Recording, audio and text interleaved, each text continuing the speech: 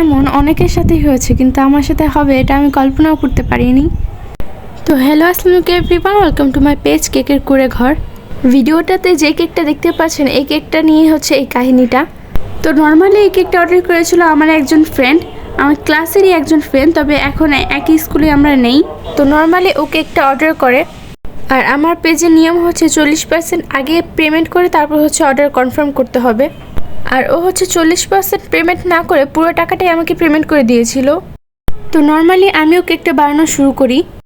আমার যখন কেক প্রায় 95% কমপ্লিট তখন ও হঠাৎ মেসেজ দেয়, দিয়ে বলে যে ও হচ্ছে ওর দাদু বাড়ি একটা সমস্যার কারণে চলে গিয়েছে, আর হচ্ছে কেকটাও নিতে পারবে না, কেকটার জন্য আমি কেটে খেয়ে ফেলি।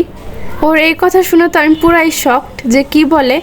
তো আমি ওকে বলি যে কবে আসবে সেই হিসেবে আমি কেকটাকে ফ্রিজে রেখে দিব। আর আমাদের হোমমেড কেক কিন্তু 4 থেকে 5 দিন কেক টেস্ট একদম সেম থাকে, কোনো নড়বড় হয় না।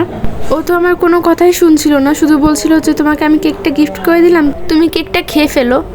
আমি কোনো রকমভাবেই রাজি হচ্ছিলাম না, কারণ আমি কেকটা এত যত্ন সহকারে ওর জন্য বানিয়েছি আর ও নিবে না।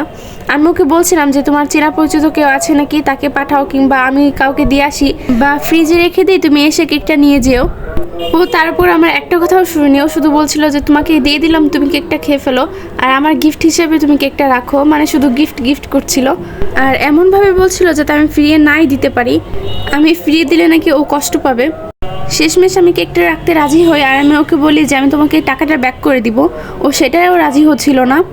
তখন ওর এই কথা শুনে তো আমি বুঝতেছিলাম না যে আমি কি করব, টাকাও নিতে চাচ্ছে না আবার কেকও নিতে চাচ্ছে না। তো শেষমেশ ওর অনেক জড়াজড়িতে আমার কেকটা রাখতেই হয়। তবে ইনশাল্লাহ আমি ওকে সামনের বার একটা কেক গিফট করব, কারণ ওর একটা কেক তো পাওনায় রয়ে গেল। তো সবাই আমার জন্য দোয়া করবেন যাতে আমি ওকে আর একটা কেক বানিয়ে দিতে পারি। আর আপনাদের সাথেও কি এরকম কিছু হয়ে থাকলে আমাকে কমেন্ট করে জানাতে পারেন। তো সবাই আমার জন্য দোয়া করবেন যাতে আমি নিজের পায়ে দাঁড়াতে পারি। আর ভিডিওতে দেখানো টাপ কেকগুলো আপনারা চাইলে অর্ডার করতে পারেন, এগুলোর দাম কিন্তু খুবই রিজনেবল।